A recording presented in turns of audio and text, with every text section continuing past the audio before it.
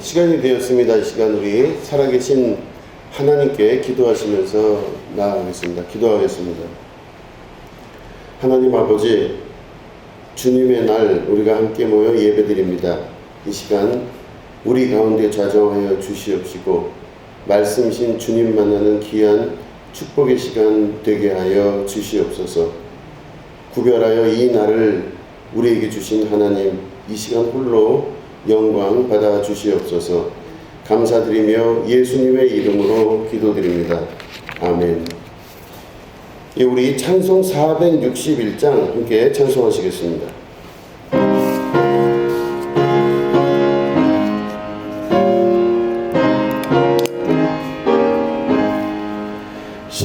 십자가를 질 수 있나 주가 물어보실 때 죽기까지 따르오리 성도 대답하였다.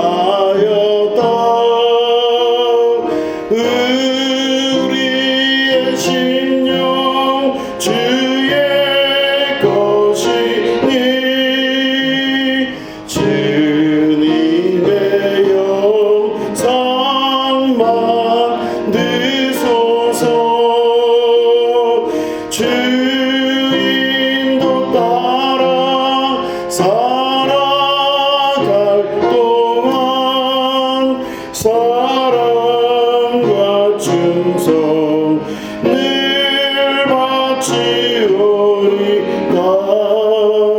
너는 기억하고 있나 구원받은 간거를 그가 회개하였을 때 낙원허락 받았다. 우리의 심령 주의 것이니 주님의 영상 만드소서. 주인도 따라 살아갈 동안 사랑과 충성 늘 바치오리다. 걱정 근심 모든 그늘 너를 눌러 덮을 때 주께 내 영 맡기겠나 최우선 이 믿으며 우리의 심령 주의 것이니 주님의 영상 만드소서. 주인도 따라 살아갈 동안 사랑과 충성 늘 바치오리다. 이런 일 다 할 수 있나 주가 물어보실 때 용감한 자 바울처럼 선뜻 대답하리라. 우리의 심령 주의 것이니 주님의 영상 만드소서. 주인도 따라 살아갈 동안 사랑과 충성 늘 바치오리다.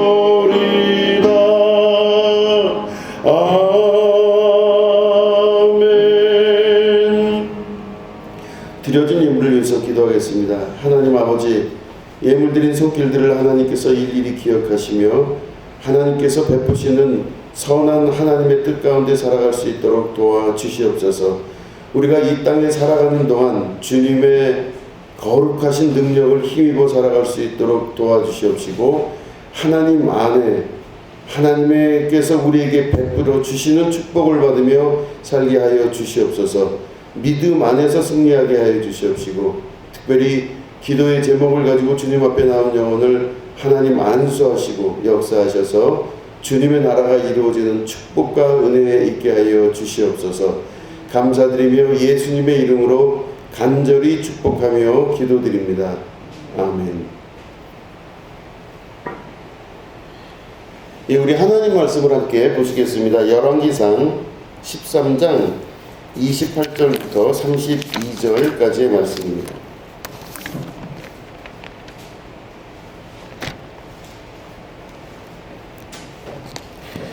열왕기상 13장 28절부터 32절까지의 말씀을 우리 교독하도록 하겠습니다. 그가 가서 본즉 그의 시체가 길에 버린 바 되었고 나귀와 사자는 그 시체 곁에 서 있는데 사자가 시체를 먹지도 아니하였고 나귀를 찢지도 아니하였더라.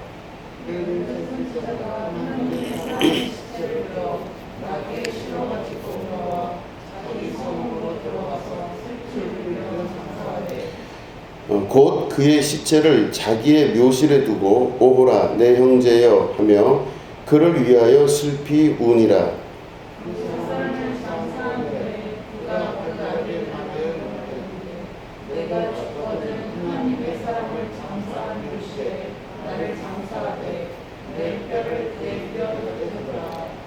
그가 여호와의 말씀으로 베델에 있는 제단을 향하고 또 사마리아 성읍들에 있는 모든 산당을 향하여 외쳐 말한 것이 반드시 이룰 것임이니라.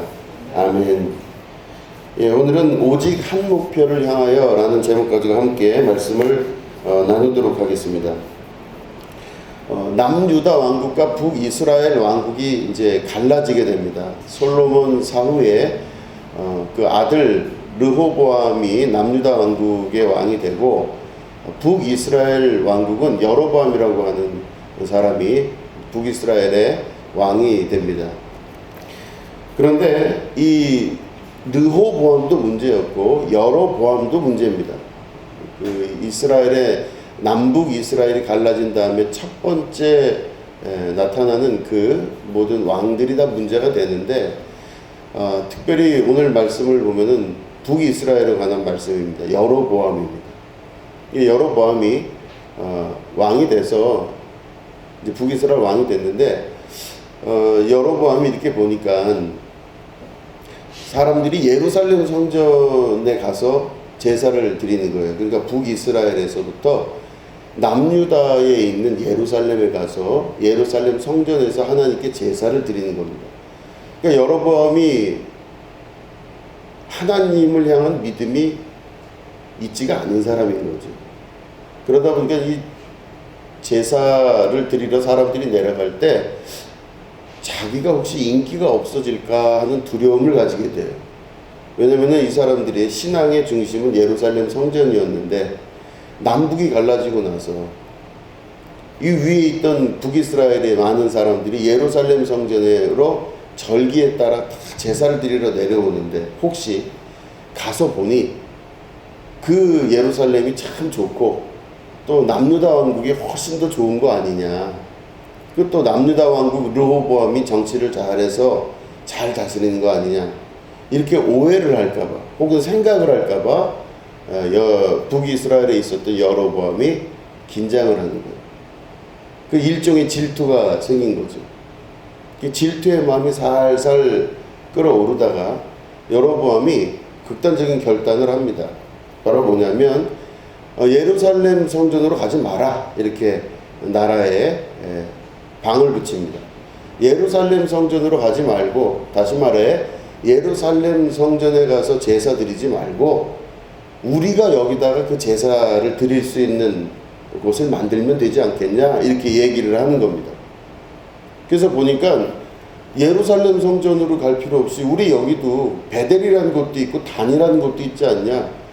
여기도 성지다. 우리의 조상들이 하나님 만난 아주 귀한 곳 아니냐? 그래서 이 베델과 단에다가 제단을 만듭니다. 그래서 여기다가 황금 송아지를 갖다가 딱 갖다 놔요. 그리고 북이스라엘 사람들에게 남유다에 있는 예루살렘으로 가는 걸 금지시킵니다.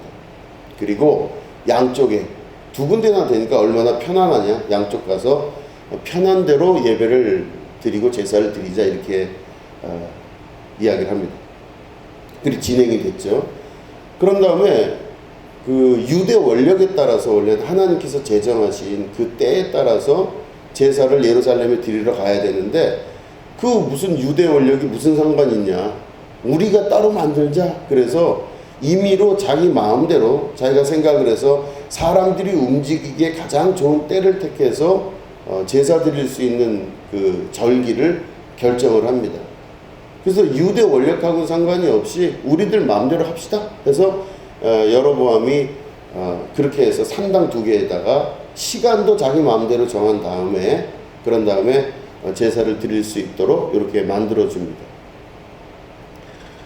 그런 다음에 거기에 이제 제사장들이 필요한데 소위 산당을 지키는 그 제사를 모시는 산당을 지키는 그 제사장들이 필요한데 기존에 있던 사람들은 하나님 말씀에 붙들려 있으니까 하나님 말씀에 따라 행동하지 않고 있습니다라고 자꾸 여로보암에게 싫은 소리를 하는 거예요.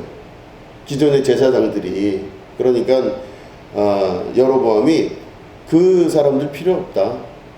그렇게 하나님 말씀 잘 알고 그러면 니들이 알아서 해라 하면서 그 사람들 말고 자기가 임의대로 고른 일반 평민들 중에서 제사장들을 뽑습니다.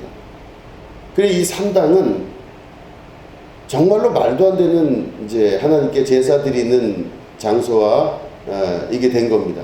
베델과 단에다가 하나님의 거룩한 법궤 대신에 그냥 황금 송아지를 갖다 놓고 거기다 절하고. 근데 나름 이제 여로보암 입장에서는 모든 게 다 완벽하게 된 거예요.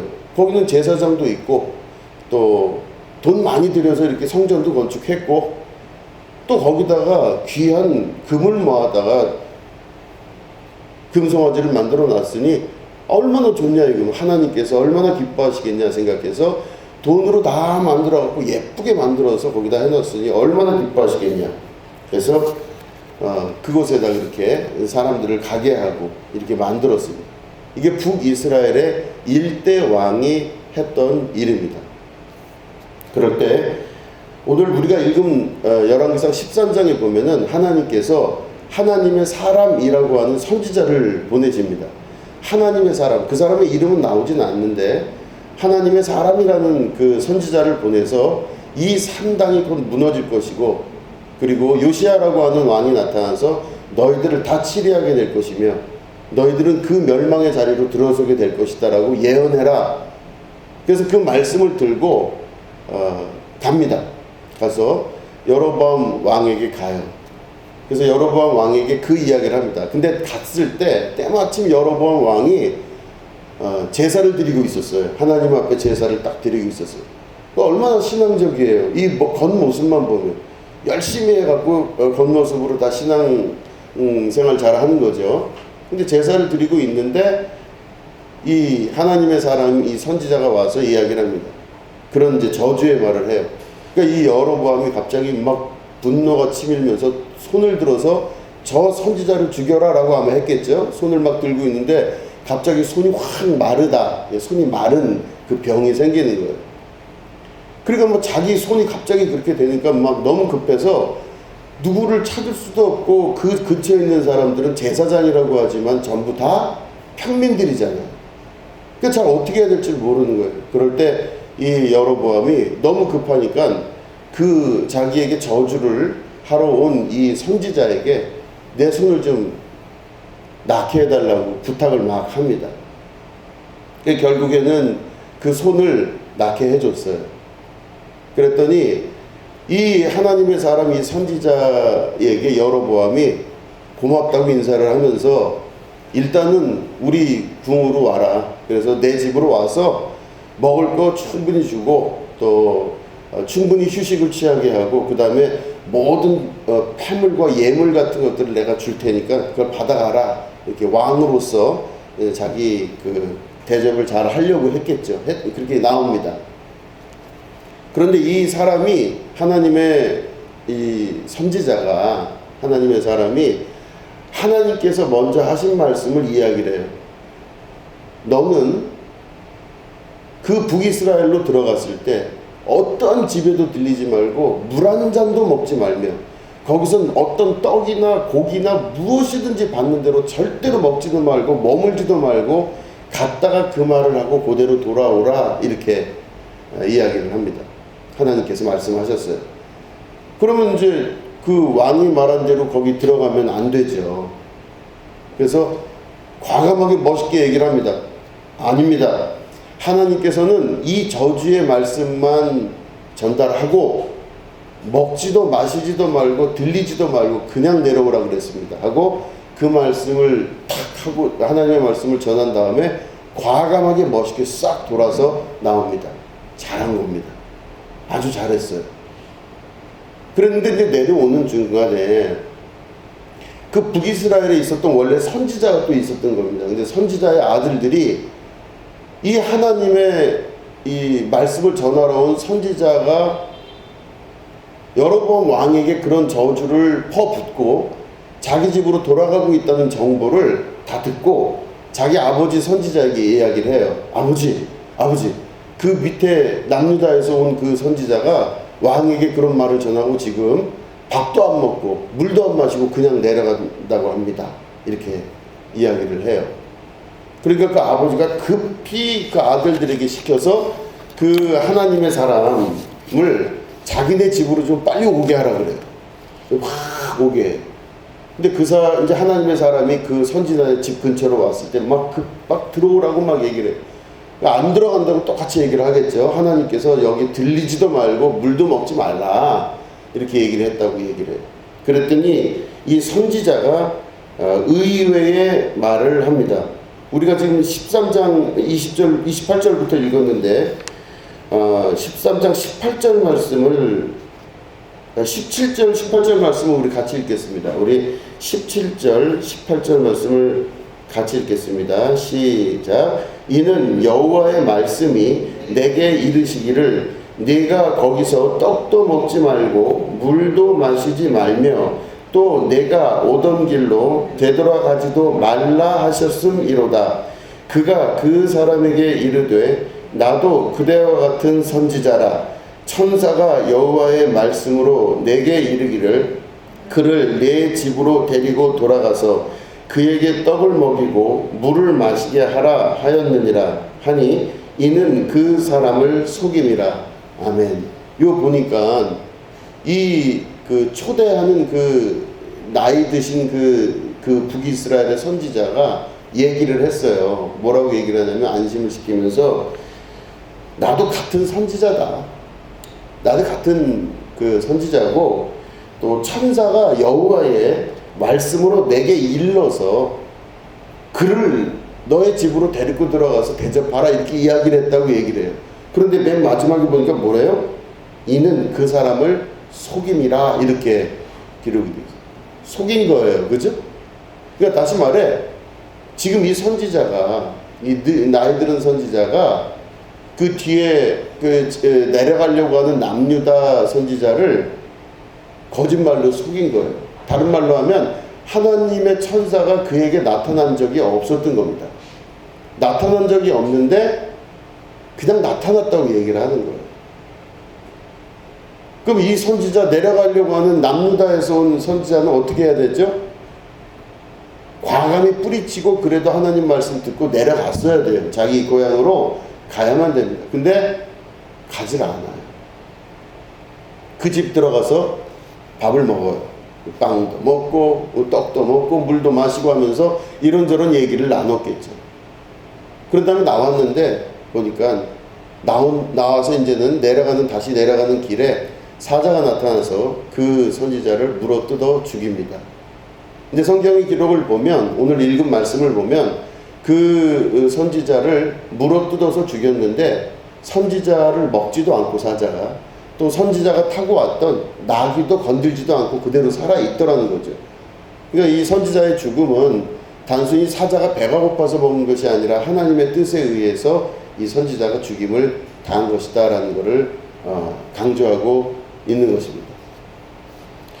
이 이야기가 단순히 하나님 말씀 잘 안 듣고 불순종하면은 이렇게 죽는다, 그 말을 하려는 건 아닐 것입니다.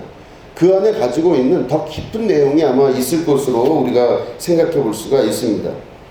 지금 북이스라엘의 전체적인 문제에 관한 것입니다. 북이스라엘의 전체적인 문제는 하나님의 말씀으로 듣지를 않는 겁니다. 다 자기 나름대로 자의적 해석을 하고 이렇게 하면 좋겠다고 해서 자기들 나름대로 한 겁니다. 그래서 많은 재정을 들여서 황금 우상도 만들어 놓고, 이거 보니까 보기도 좋고 누가 봐도 여러 가지 편리한 부분에 이런 게 괜찮다 하는 생각이 들었을 겁니다. 자기 나름대로 다 한 거예요. 그게 꼭 굳이 예루살렘으로 갈 필요가 있느냐 하면서 하고, 그 모든 일들을 자의적으로 만들어낸 많은 것들에 관해서 하나님께서 선지자를 불러서 그를 통하여 이야기를 하신 건데, 근데 문제가 뭐냐면 이 선지자마저도 끝까지 자기 일을 완수하지를 못했다는 겁니다. 이 선지자마저도 하나님의 말씀하신 바를 듣고 그대로 갔는데 거기서 그대로 진행하지 않고, 이분도 선지자라니까 우리 같은 이 직종에 있으니 믿을만 하겠구나 하고 거기 들어가서 하나님의 말씀대로 갔다가 그냥 온 게 아니라 그 사람이 또 하나님의 음성을 들었다 그러니 하면서 거기서 그렇게 밥을 먹고 있다가 결국엔 죽임을 당한 사건을 이야기하는 것입니다. 하나님의 말씀을 정말로 순진하고 순전하게 믿는 것이 쉽지가 않은 것을 말하는 것입니다. 사람들은 시대와 장소에 따라서 혹은 때에 따라서 하나님 말씀을 자기 스스로 교묘하게 바꿔가면서 신앙생활을 하는 경우가 참 많습니다. 그 모든 것이 하나님께로부터 온 것이 아니라 나로부터 시작하는 사람들이 겪는 모든 문제가 그 속에 다 내포되어 있다라고 하는 것입니다. 이 때가 바로 하나님의 말씀이 통하지가 않는 때입니다. 하나님의 말씀을 들어도 그 말씀이 삶 속에서 실제적으로 역할을 할 수가 없는 것입니다. 내 안에 하나님의 말씀이 역사를 하지 않는 그 경우, 그럴 때 북이스라엘의 경우가 탄생이 되는 것이고, 또 남유다에서 있다 할지라도 하나님의 선지자라 할지라도 거기서부터 하나님의 저주가 임하는 문제가 발생하기 시작하는 것입니다. 신앙생활은 그래서 때로는 사람들이 볼 때, 주변에 많은 사람들이 볼 때 머리를 잘 굴리거나 방법을 잘 취하거나 이것저것 여러 가지 편의적인 것들을 잘 유지하는 것들이 신앙생활을 잘하는 것이 아니라는 것입니다. 신앙생활은 때로는 정말로 미련하게 보일 정도로 한 가지 일을 가지고 끝까지 잘 갔다가 잘 오게 되는 것이 신앙생활입니다. 이 하나님의 선지자를 우리가 예를 들어보면 남유다에서부터 출발해서 북이스라엘까지 가서 거기서부터 있다가 다시 돌아올 때 정말로 하나님 말씀을 잘 전달하고 그대로만 왔으면 모든 뜻이 하나님 안에서 이루어지고 또 마찬가지로 그 일들이 그대로 진행이 됐을 것입니다.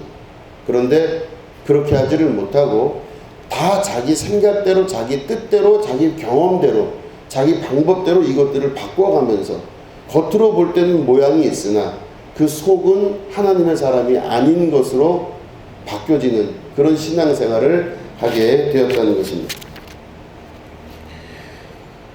북이스라엘의 지금 이 여로보암의 이 행동은 여로보암만 문제가 아닙니다. 그 당시에 그 왕의 행동이 먹혀 들어갈 수 있었던 건 그때 그 시대를 같이 하고 있었던 선지자들도 비슷한 모양이었다고 하는 것입니다. 선지자들도 비슷하게 살아왔다는 그 말은 여러분 보시면 여기 보시면은 북이스라엘 선지자가 거짓말을 했죠. 우리가 두 번째 읽은 말씀을 보면 18절에 보니까 나도 그대와 같은 선지자라 천사가 여호와의 말씀으로 내게 이르기를 그를 네 집으로 데리고 돌아가서 그에게 떡을 먹이고 물을 마시게 하라 하였느니라. 이렇게 이야기를 했어요. 자, 이걸 보면 어떻게 되는 거죠? 거짓말한 거죠. 거짓말한 겁니다. 그거는 다시 말해 하나님에 대한 두려움이 없었다는 뜻입니다. 당신이 선지자인데 남유다에서부터 이렇게 좋은 하나님의 소리를 듣고 여기에 대해서 예언적인 그 말씀을 하라고 보내셨냐? 그래? 나도 하나님 말씀 듣는다. 아무 문제 없어. 너만 듣고 뭐 그러는 거 아니야. 그런 뭐 영적인 체험을 뭐 당신만 하는 줄 알아? 나도 해. 걱정하지 말라고. 또 오라고. 그러니까 영적인 체험을 누구나 다 하는 걸로 생각을 하는 거예요. 그러니까 그런 거 무슨 말인지 다 알겠고 이해하는데 힘들지 않냐. 그러니까 와서 나도 하나님 음성 듣고 나도 영적인 사람이니까 하나님의 천사가 그런 말을 했다. 그러니까 걱정하지 말고 와서 먹어라. 그러니까 그 사람이 그거를 듣고 순진하게 들어가서 있다가 결국에는 죽게 되는 것입니다. 그건 바로 뭐냐면 하나님의 음성을 듣거나 하나님의 역사가 나타나는 모든 것에 대해서 쉽고 간단하게 생각하는 시기가 바로 북이스라엘의 시대였다는 것입니다. 선지자도 거짓말을 하는 겁니다. 선지자도 거짓말을 하고 선지자도 하나님의 능력에 관해서 하나님의 말씀 전하는 것에 관해서 거짓말을 할 수 있는 시대. 그렇기 때문에 그 시대는 바로 북이스라엘의 최악의 시대로 점철되고 마는 것입니다. 왕도 하나님의 전이 뭐가 그렇게 중요하냐, 여기다 세우고 편리하게 하고 또 뭐 굳이 그렇게 촌스럽게 법계 같은 거 갖다 놓지 말고 우리가 더 정성을 들여서 하면 되지 않겠냐 해서 자기 마음대로 자기 뜻대로 하나님의 역사가 분명히 있는데도 불구하고 그 하나님의 역사를 거부하며 자기의 뜻대로 그 일들을 행하는 시대. 선지자도 다 그런 것들을 쉽게 보는 시대로 우리가 볼 수가 있습니다. 이런 많은 것들이 그 안에 북이스라엘의 멸망을 자초하는 시작점이 되게 되는 것입니다. 한 사람이 잘못하는 게 중요한 것이 아니라 그 한 사람이 주변 사람들에게 모두 다 영향을 미치는 겁니다. 나도 하나님 음성 들어. 나도 하나님께서 말씀하시지 뭐 그 정도야 뭐 당신만 한 줄 아냐고 이렇게 되는 거예요. 그러다 보니까 결국엔 하나님은 한마디 말씀도 안 하셨는데 북이스라엘에 있었던 많은 선지자들은 그냥 수도 없이 하나님의 음성을 들었다고 서로 이야기하는 아마 그런 모습일 수도 있다라는 겁니다. 영적인 욕구들이 있었겠죠. 영적으로 아주 그런 부분에 대한 나도 너만큼 한다는 부분이 있었을 것입니다. 근데 진짜로 하나님의 음성을 들은 자가 누구냐 하면은 남유다에서 올라온 선지자만 하나님의 음성을 들은 거죠. 거기에 대해서 자기 자신의 질투라든가 자기 자신의 교만함이 내려놔질 수 있었다면 더 아름다운 세계가 될 수도 있었을 텐데 그 정도는 쉽게 생각한 겁니다. 하나님의 말씀이 별로 영향력이 없는 시대가 된 거예요.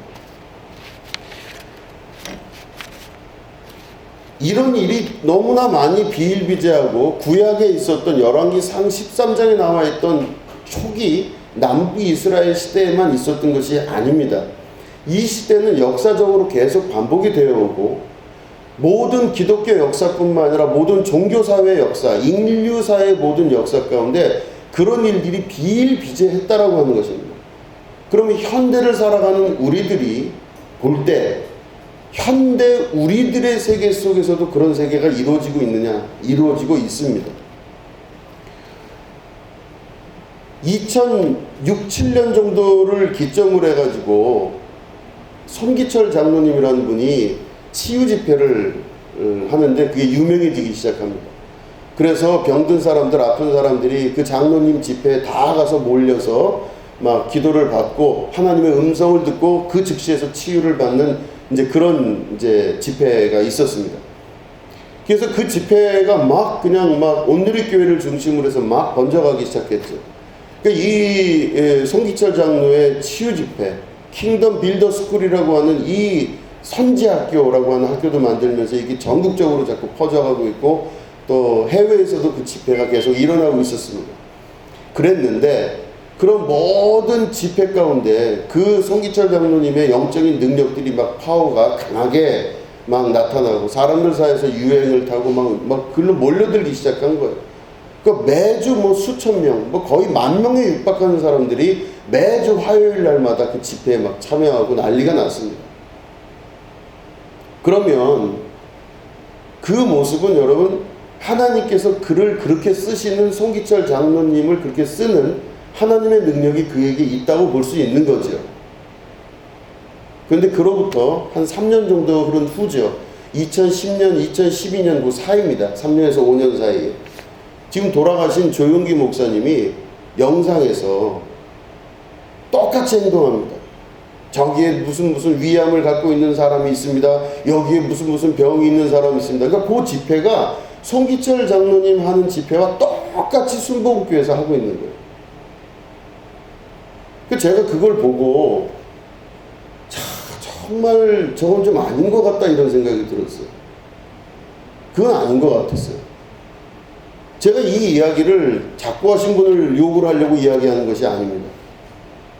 이 영적인 사건들은 계속 반복적으로 일어납니다.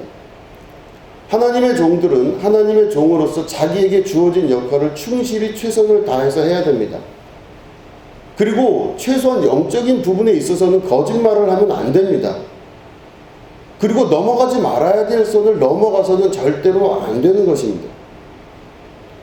그 장로님에게 임하신 성령님의 역사가 그렇다면 그걸 인정해 줄 수 있어야만 됩니다. 나에게는 또 다른 능력이 하나님께서 주셔서 나를 사용하시는 방법이 다른 방법이 있으시겠죠. 근데 자기 안에 있는 그 욕심의 끝이 감당할 수 없을 정도로 이 질투심이 나타나게 된 겁니다. 송기철 장로가 저렇게 하면 내가 천하의 조용기 목사인데 그걸 못하겠냐 하며 그 질투심으로부터 유발된 그 행동이 똑같이 그 일을 순복음교회에서 막 하면서 하는데 한 2-3년 하다가 그걸 말더라고요. 이게 제가 그런 걸 보면서 느낀 게 바로 뭐냐, 사람들 안에 일어나고 있는, 특히 목회자들 안에 일어나고 있는, 그리고 성도들 안에 일어나고 있는 수많은 그런 부분들, 다시 말해 실제로 듣지 않았으면서 들었다고 이야기하고 하나님의 음성이 있지 않았는데도 있다고 얘기를 하고 하나님의 역사가 있지 않았는데 그걸 가지고 있다고 자꾸 믿고 자기 스스로가 자기 스스로를 속이는 행동들을 끊임없이 하는 것은 그 기초 자체가 바로 질투와 내가 최고다라는 걸 자꾸 말하고 싶어하는 그런 일들의 결론이라고 볼 수가 있는 것이죠.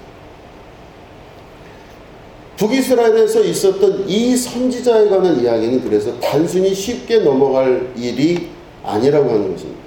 북이스라엘은 그러므로 말미암아 저주를 받기 시작하고 그 땅은 정말로 하나님께서 그 땅을 외면할 수밖에 없는 거짓 선지자와 거짓 왕과 잘못된 제사와 잘못된 신앙생활이 판을 치는 곳이었습니다. 너 정도는 나도 할 수 있다라고 하는 그 정도의 교만함, 그 영적 교만함으로 인해서 나타나는 결과들은 끊임없는 저주와 무너짐의 역사가 시작이 되는 것입니다. 그래서 보면 사무엘상 3장 1절을 보면 이제 제가 읽어보겠습니다. 사무엘상 3장 1절을 보면 아이 사무엘이 엘리 앞에서 여호와를 섬길 때에는 여호와의 말씀이 희귀하여 이상이 흔히 보이지 않았더라 이렇게 기록하고 있습니다. 사무엘이 태어나는 그때쯤 됐을 때는 엘리 제사장이 있었는데 그 엘리 제사장이 있었음에도 불구하고 하나님의 말씀이 희귀했다 그래요. 안 들린 겁니다. 하나님은 말씀하시는데 그걸 들을 수 있는 사람이 없었다는 뜻입니다. 오히려 하나님께서는 계속 말씀하시는데 선지자들도 그걸 못 듣고 그걸 들을 수 있는 사람이 없을 때 어린 사무엘이 하나님의 음성을 들었다라고 시작을 하고 있어요. 엘리는 못 들은 겁니다. 그런데 엘리는 알았어요. 사무엘이 그 하나님 음성을 듣고 와서 이야기를 했더니 그걸 아는 겁니다. 그래서 다시 한번 기도해보고 뭐 이렇게 이야기를 했죠. 우리가 지켜야 될 것이 있습니다. 지켜야 될 것은 바로 한 목표를 향해서 끝까지 미련하다고 소리 들을 정도로 그걸 향해 나아갈 수 있는 신앙적인 결단과 신앙적인 지속성이 있어야 될 줄로 믿습니다. 자기 자신을 가다듬고 자기 자신을 정돈할 줄 아는 믿음이 있어야 됩니다. 그렇기 때문에 우리들은 더 말씀을 배우고 말씀 안에서 신앙생활 할 수 있어야만 됩니다. 느낌으로 신앙생활하는 것이 아니라 확실한 정묘한 바탕 위에서 믿음 생활을 해야만 됩니다. 그 믿음 생활은 그래서 끊임없는 하나님의 말씀과 그 묵상과 연구가 끊임없이 지속이 돼야 되고, 또한 내가 느낌상으로 이런 게 있었다라고 하는 그 느낌으로 살아갈 수가 없는 것입니다. 하나님의 말씀은 분명하고 정묘해서 확실하게 들립니다. 하나님의 음성은 너무나 정확하게 들리게 되어 있습니다. 이게 그거 아닌가? 라고 추정하는 것으로 나타나는 것이 아니라 분명하게 들립니다. 만약에 하나님의 의도를 가지고 그 사람에게 이야기를 말씀을 하셨는데 그 사람이 그걸 못 들으면요, 다시 부르십니다. 사무엘아, 사무엘아. 사무엘이 잘 몰라요. 내가 자다가 지금 꿈을 꾸는 건가? 왜 이상한 소리가 들리지? 다시 사무엘을 부르십니다. 다시 부르세요. 이게 무슨 말이냐면 하나님께서 말씀하시려고 하는 의도가 하나님으로부터 비롯됐다면 어떤 방식이든 그 사람에게 반드시 음성이 들리게 되어 있다라고 하는 것입니다. 몇 번 부르고 나서 못 들으니까 아유, 너는 아니겠다, 야. 너는 안 되겠다, 야. 너 저 미안하다. 너 말고 딴 사람 내가 해야 되겠다. 이렇게 하시는 분이 아니라는 겁니다. 그렇기 때문에 하나님의 음성을 들을 때는 명료하게 들립니다.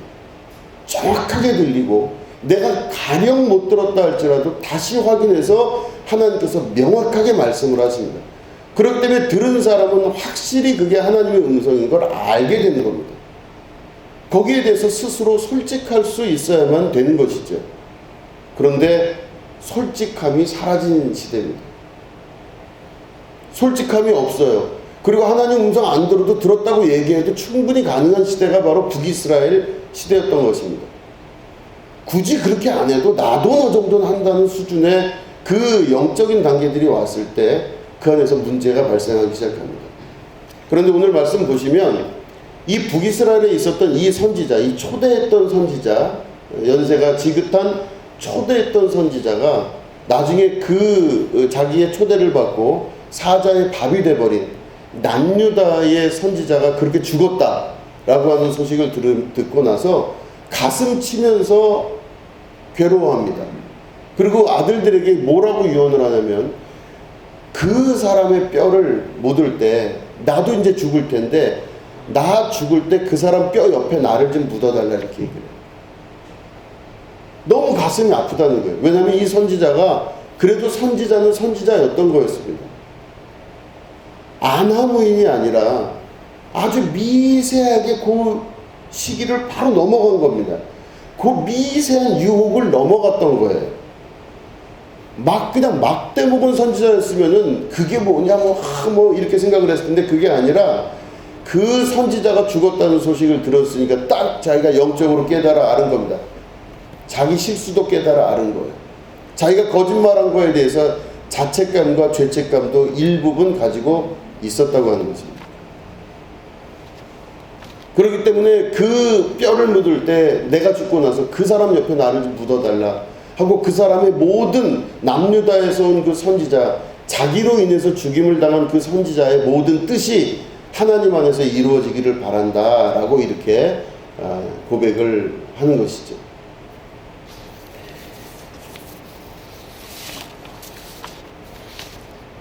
하나님의 말씀 안에 우리가 서 있을 때는 가장 정확하고 확실하게 모든 것이 이루어지게 되는 것입니다.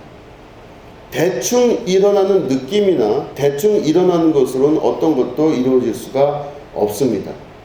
그렇기 때문에 하나님의 말씀은 너무나 명확하다는 것을 우리가 기억하시고 명확한 하나님의 음성을 듣고 그에 반응하는 여러분이 되셔야 될 줄로 믿습니다.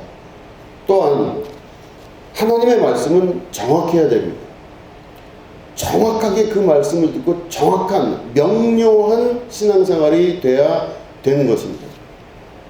느낌상 내 느낌에 이러면 좋을 것이다 라고 추정된 경험의 신앙생활은 언젠가 무너지게 되어 있습니다. 왜냐하면 나라고 하는 느낌이나 내 생각은 언젠간 변하기 때문에 자기의 생각과 자기의 마음의 기초를 두고 신앙생활을 하면 무너질 가능성이 높습니다. 그러나 내가 하나님의 말씀 안에 정확한 기초를 가지고 신앙생활을 하면 그 사람은 절대 무너질 수가 없습니다.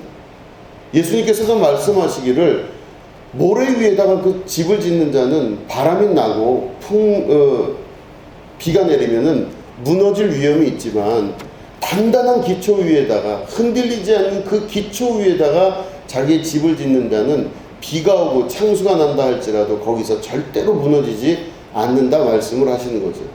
그렇기 때문에 명료한 것을 찾을 수 있는 여러분들이 되셔야 됩니다. 명료해야 됩니다. 그리고 느낌으로 넘어가지 말아야만 되는 것입니다. 그리고 두 번째는 내 안에 가지고 있는 감정으로 하나님의 뜻을 함부로 재단하거나 말하면 안 된다고 하는 것입니다.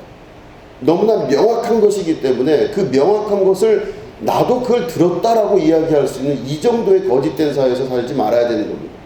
제가 조영기 목사님을 예로 들었지만 그런 일들이 목회자들 사이에서는 비일비재합니다. 그래서 나도 그 정도는 한다, 나도 그 정도는 한다, 이게 아주 그냥 일반적이에요. 나보다 누가 더 뛰어나다고 하는 그 꼴을 못 보는 겁니다.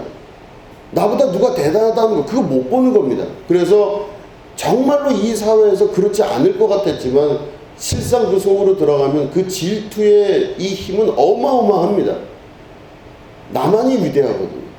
나만이 대단하다고 생각을 하는 거예요. 근데 그게 사회 전체적으로 그리고 문화적으로 그리고 하나님의 나라 안에서 얼마나 큰 악영향을 미친 줄 우리가 깨달아 안다면 우리 안에 정말로 솔직하게 그 사람을 인정해주고 혹은 나도 내 자신의 이 모습 이대로 바라볼 줄 아는 믿음의 결단이 있어야만 되는 것입니다. 북이스라엘의 그 역사는 그래서 하나님의 전을 만드는 것이나 또 하나님의 백성이 이루어지는 것이나 혹은 그 주변에 많은 역사가 일어나는 것이 대부분 다 하나님의 뜻과는 전혀 반대되는 방향으로 마음대로 이루어지게 되는 것입니다. 어떤 사람이 가장 올바른 사람이냐? 융통성 있게 여기저기 이렇게 해서 하는 사람이 올바른 사람이 아닙니다. 하나님의 나라는 때로는 미련하게 보이는 사람들이 진짜 사람일 수가 있다라는 것입니다.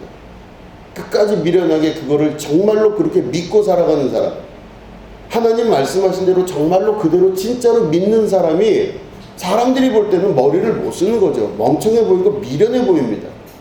그런데 구원을 얻는 우리에게는 하나님의 능력이 될 수 있는 것이죠. 일전에 말씀드렸던 영화 중에 포레스트 검프라고 하는 영화가 있습니다.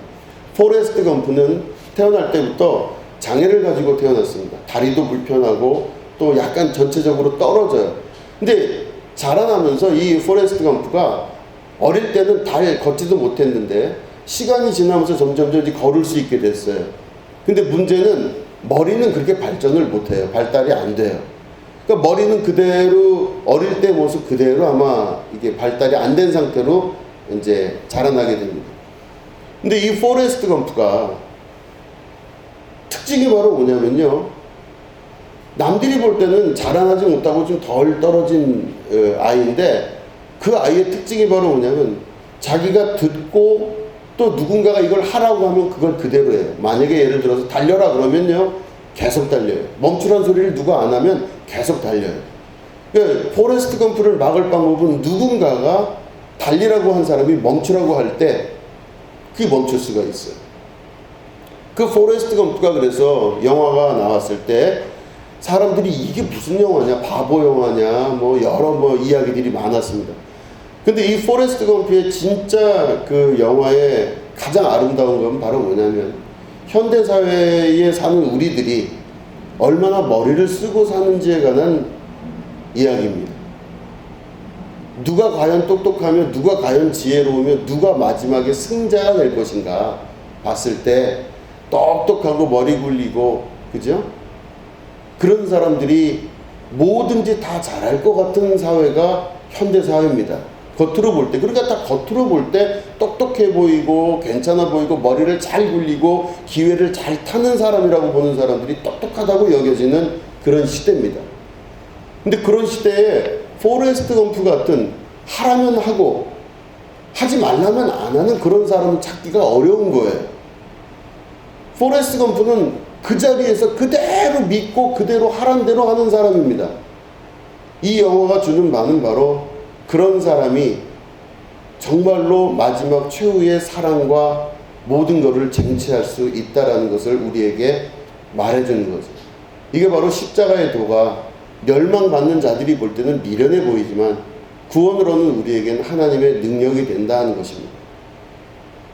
이 선지자가, 남유다의 선지자가 하나님의 음성을 듣고 그 예언의 말씀을 듣고 북이스라엘로 가서 그 감히 여로보암 왕 앞에서 그거를 저주를 막 퍼붓고 이야기를 하고 돌아올 때 정말로 그대로 떡도 물도 마시지 않고 누구네 집에 들리지도 않고 갔다가 그대로 오라는 말씀을 진짜로 포레스트 검프 같이 했다면 하나님의 역사가 달라졌을 수도 있을 겁니다.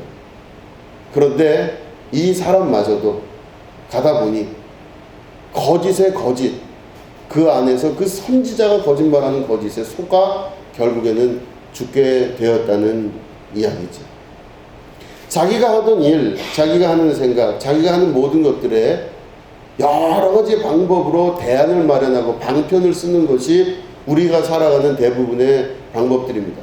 너무 멀리 있는데 예루살렘 성전이 뭐 베델에도 있고 단에다가도 하나씩 만들고 돈 최선 들여가지고 뭐 황금으로 우상도 만들어서, 우상이 아니죠. 그러니까 그들이 볼 땐 여호와 하나님이 임하시는 곳이죠. 아니 만들어서 최선을 다하고 내가 뭐 돈을 안 들였냐, 정성을 안 들였냐, 그렇다고 뭐 한 군데만 만들어서 독점을 했냐, 그것도 아니라는 거죠.